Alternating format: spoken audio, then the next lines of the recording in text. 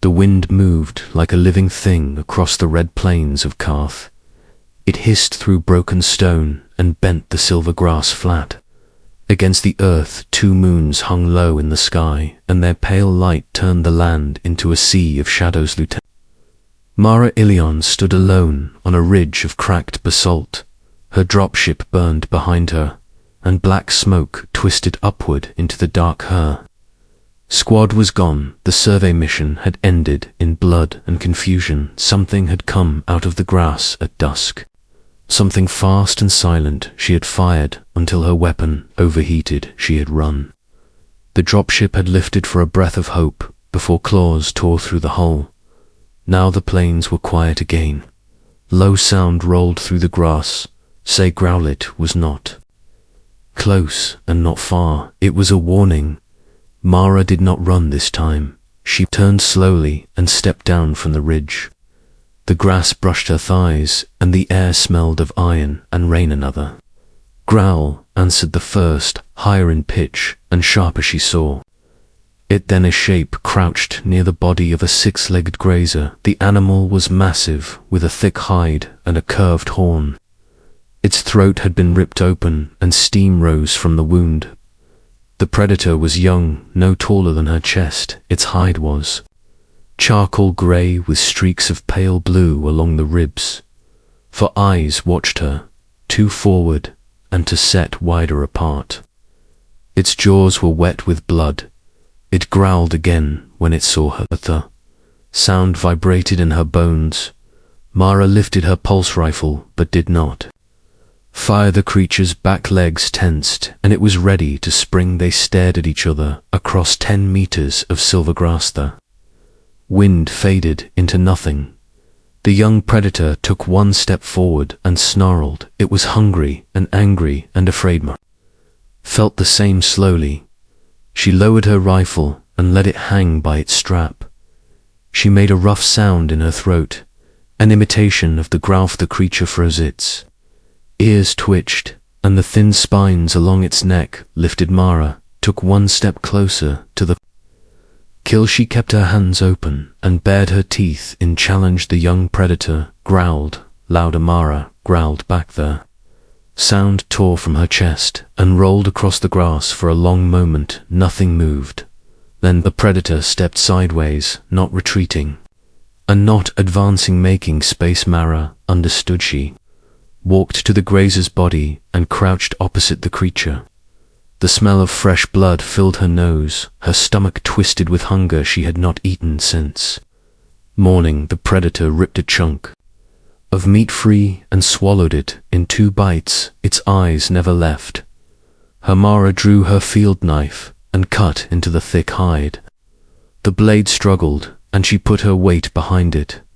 At last she sliced free a strip of dark red flesh. Roshi met the creature's gaze in aether. Meat was tough and metallic. It stuck in her teeth, but she forced herself to chew and swallow.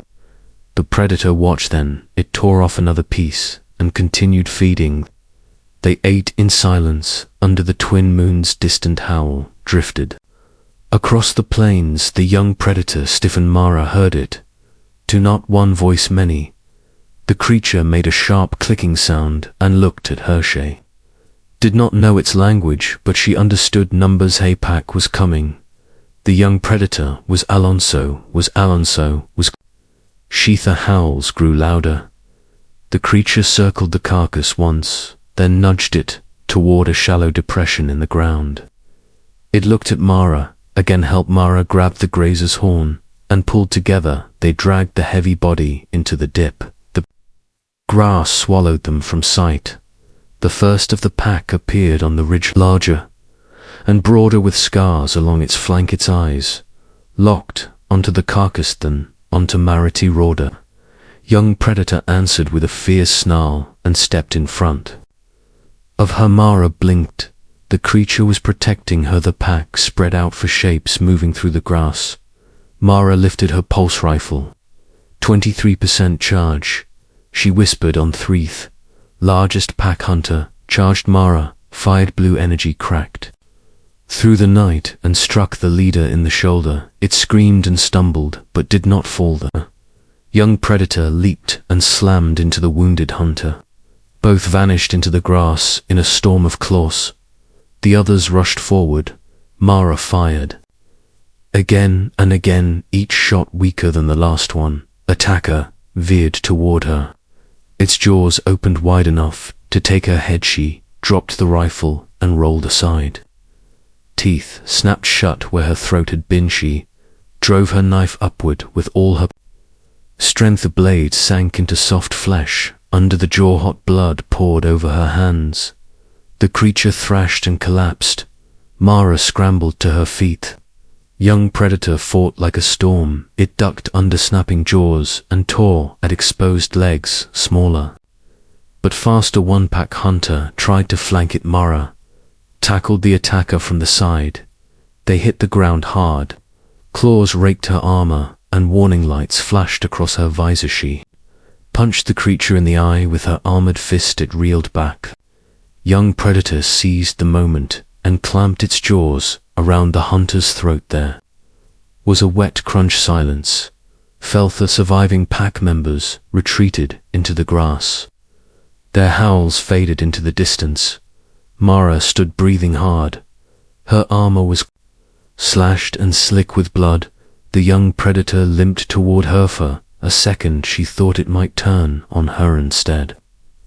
It stopped a meter away and lowered its head. Not submission, acknowledgement. Mara wiped blood from her face and gave a short nod. Good hunting, she said softly. They returned to the carcass and ate quickly. When dawn began to lighten the horizon, the creature lay down beside the depression. Its sides rose and fell in slow rhythm. Mara sat with her back against the grazer's body. She cleaned her knife and sealed the worst tear in her armor with a patch kit. Up close, she could see faint patterns in the creature's hide lines that shimmered like starlight when it moved. A juvenile alone on the plains, she understood that to well near sunrise. The creature nudged her shoulder with its snout. Mara blinked. Awaken. The horizon shapes moved. Tall metallic figures. Rescue drones. Her distress beacon had survived. The young predator followed her gaze and made a low, uncertain sound. Mara stood. Slowly, the drones would not see an ally. They would see a hostile life form near a fallen officer. She stepped between the approaching machines and the young predator. The lead drone scanned her and ordered her to stand clear of indigenous fauna. Negative, she said. The creature engaged hostile pack elements and is not a threat. Weapons. Ports began to open behind her. The young predator growled. Mara spread her arms wide. If you fire, you will hit me first. The wind swept across the plains for 3 long seconds. Nothing happened. Then the weapons ports closed. Drone marked the creature as provisional non-hostile. Mara exhaled. She turned to the young predator. I guess that makes you provisional non-hostile. The creature tilted its head. The sun crested the horizon, and red light spilled across the plains. For a moment, human and alien stood side by side in the dawn. Transport shuttle descended in the distance. Mara knew she had to go. She removed a small metal tag from her armor and pressed it into the soil near the remains of the Keeler marker. A promised the young predator watched her. She reached out slowly and touched its neck. The spines did not wreathe. Its hide was warm. You defended your food, she said. You defended me. That makes us even. The shuttle settled behind her and crew members ran forward. Mara stepped back. The young predator took one last look at her, then turned and disappeared into the silver grass. The plains swallowed Itas. The shuttle lifted into the sky. Mara looked down through the viewport. Far below, she saw a small grey shape pause near the ridge, lifted its head toward the rising sun, and released a long, steady ground knot. A threat knot, a warning ache. Mara placed her hand against the glass. Growl back, she whispered. Dan somewhere on the red plains of Karth, under twin moons and a newborn sun, a young predator hunted on, no longer entirely alone.